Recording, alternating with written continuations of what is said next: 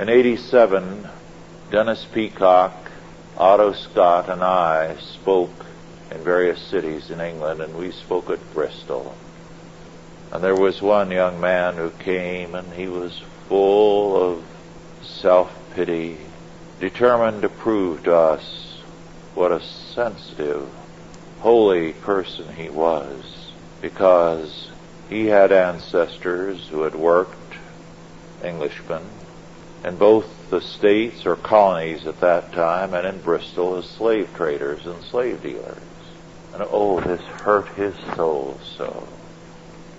Now, you know, any time we are ready to confess the sins of our forefathers, there's something wrong with us, because we have enough of our own sins to confess without confessing Mama and Papa's and Grandpa's and great-grandma's sins.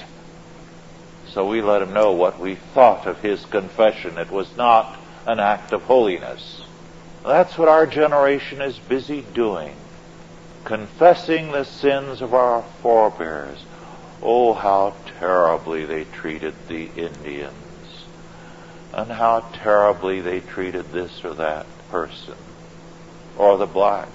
I recall a few years ago, early in the 70s, when a black woman who had gone to Africa to see what her homeland was like, this was the time, about the time Roots was published, was interviewed when she came back.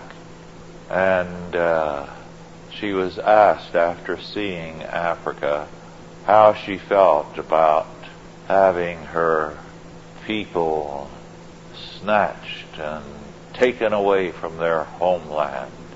She said, "Taken away? We were rescued."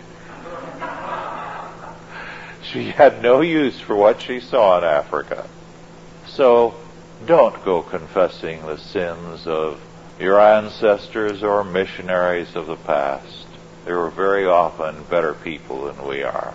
And we need to be up and doing so that we can accomplish as much as they did in their day. They were not perfect. None of us are this side of heaven. But they did the Lord's work as best they could. And we should thank God for them.